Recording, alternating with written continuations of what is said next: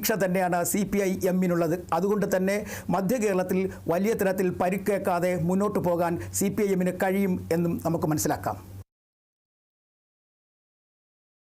കോഴിക്കോട് മുക്കം നഗരസഭയിൽ വെൽഫെയർ പാർട്ടിയുമായി സീറ്റ് ധാരണയ്ക്കുള്ള ശ്രമം UDF-ന് വിജയിക്കാൻ കഴിഞ്ഞില്ല.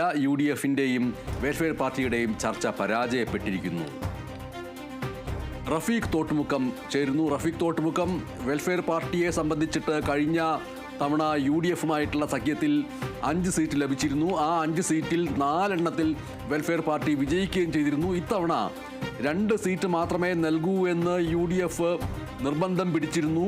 ആ കാര്യം ഈ ചർച്ചയിലും ആവർത്തിക്കുകയാണോ ചെയ്തത്? അതോടുകൂടിയാണോ ഈ ധാരണ നഷ്ടപ്പെട്ടത്?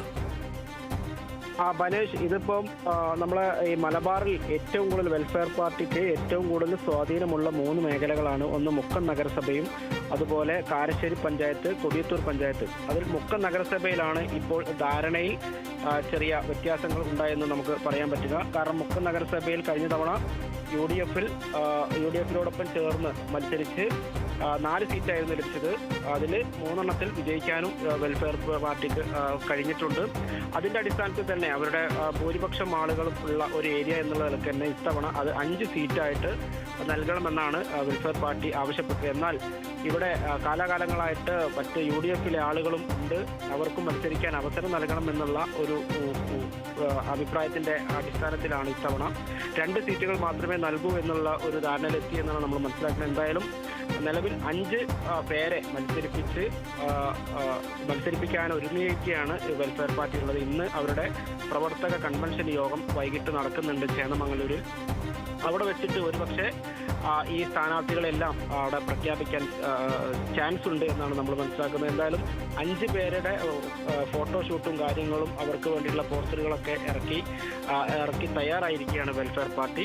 എന്തായാലും ഇത് UDF-നെ സംബന്ധിച്ച് നിലവിൽ വലിയ ഒരു കാരണം കഴിഞ്ഞ തവണ വെറും 1 സീറ്റിന് മാത്രമാണ് നിലവിൽ UDF-ന് അത് മുക്കം നഗരസഭ തന്നെ ഭരണം നഷ്ടമായത്. അതുകൊണ്ട് തന്നെ ഇത്തരത്തിൽ ഇവർക്ക് ഈ വെൽഫെയർ പാർട്ടിക്ക് സ്വാധീനമുള്ള ഈ മേഖല, അതായത് ചേന്നമംഗലൂർ മേഖലയിലെ ഈ സീറ്റുകൾ കൂടി ഈ വെൽഫെയർ ഒറ്റയ്ക്ക് മത്സരിക്കുകയാണെങ്കിൽ, പിന്തുണ ഇല്ലാതെ മത്സരിക്കുകയാണെങ്കിൽ അതും അടുത്ത തവണ ഭരണത്തെ വലിയ രീതിയിൽ സ്വാധീനിക്കുമെന്ന് തന്നെയാണ് മനസ്സിലാക്കുന്നത്. ബനേഷ്, ശരി. കോഴിക്കോട് മുക്കം നഗരസഭയിൽ UDF-ന്റെയും വെൽഫെയർ പാർട്ടിയുടെയും ചർച്ച പരാജയപ്പെട്ടതിനെ തുടർന്ന് വെൽഫെയർ പാർട്ടി തനിച്ച് മത്സരിക്കാൻ തീരുമാനിച്ചിരിക്കുന്നു. സ്ഥാനാർത്ഥി പ്രഖ്യാപനം ഇന്ന് വൈകിട്ടുണ്ടാകും എന്നാണ് റഫീഖ് തോട്ടുമുക്കം റിപ്പോർട്ട് ചെയ്യുന്നത്.